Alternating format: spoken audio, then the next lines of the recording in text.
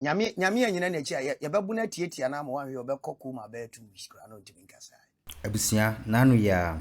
ena onyame nipa prophet Roger edi ensembi etc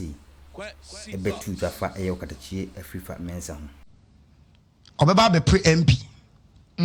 na okon na eda na anim no ono ne ye David ana oni Goliath ekọ akọkọ aye katachie afrifa asem na America menim se katachie afrifa nya obi aka asem a wagidie na no de opa won tenase na ofa nyansa asem atutu nyamesem we ameba be ka ho efuna daka si wo man straight tie ni ye me na America me di prophet Roger asem na beto ho wie no nanu ya so yinim se abato amokakoto di sisi echira chese sisim na America me no kase de ablantie no wada so eda yale paso anesa enu achi enanyame eni pase da bi wi no krampo de eya asase na kase na nkasa nam kwam so a eba de ye de ani hu afa katachie afrifa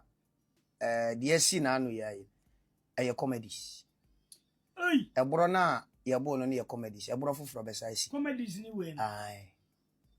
I'm telling you dia fomo ni timu papa oh there be isha nyame anyina na chi ye bebu na tietia na ma wan we obekoko ma be 2 weeks kra no ntimi nkasa edu tie prophecy me so okun bi da brante nanim enye parliament anasa abato ekon edamliku ne ye ne mama me pa enye saa kun no na ekun na owo no ye David ani Goliath entokwa me kan ya sa ade ni be unity nti asem ni yo upon him ye kan asem aya na nipa nim si ye di abro me Captain Smart shia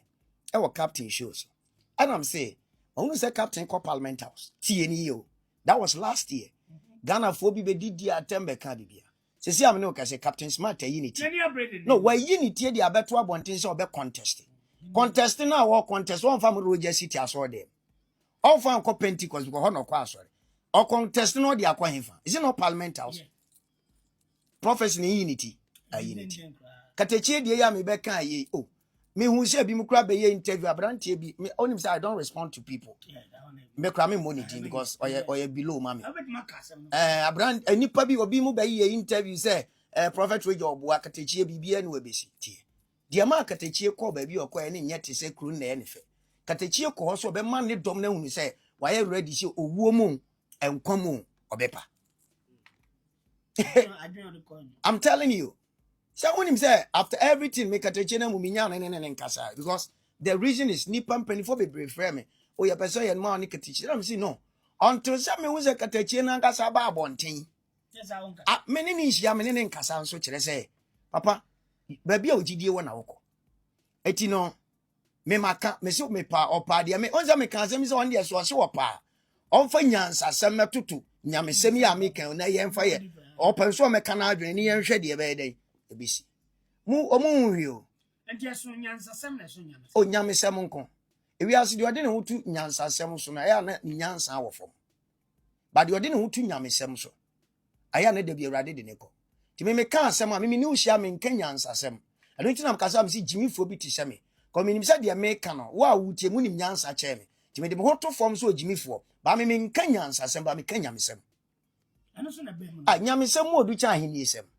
nyamesem mu odu chan amamu osem nyamesem mu odu echen komo ade bi e wa asase su nyamesem mu odu ado nti na me kan nyamesem eye nyame sunsumu asem ba wo du nyansa asem betoto wo to sa na asi life and color and we say ye tuntum we eye tuntum ba me kan ho asem e wo Friday all night no chana me all night me kan wa so there ye be ba ho but on it say ya na ti we atwa mu no but asem ne da ho me si me nya abotra me chirichiri ye be di ho nkomo ado ti katachie die ya wo kan no ye kan asem no on say eni na ahi o eni na ahi papa me say akonwa bi a ye te so no sabi nye ya na ye de pekokotena ho o owura bi ne hu ye mobo na wadom ye na wafa ye firi nwuram na wode abafie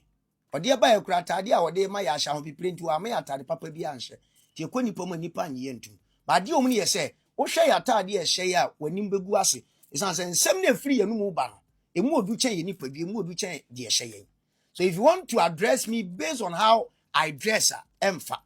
But I do only say sa assembly free and muto for ma. Papa, assembly yaka. NC.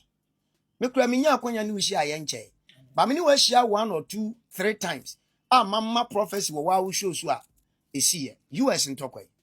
Ahaya na me no time is AC. Before crash am no be do me di kan dia to be ba ha de me chire niam bebere mu. Papa eye urade na hu ye mobo. E na odi yen ko. Abusia, ensem ni anu. Sema openikese dia to dwana no. Sa penete. Me hu adwon chite comments na se. E ma wura mfi. So be chance dia ma wofo. Me da se. Siko.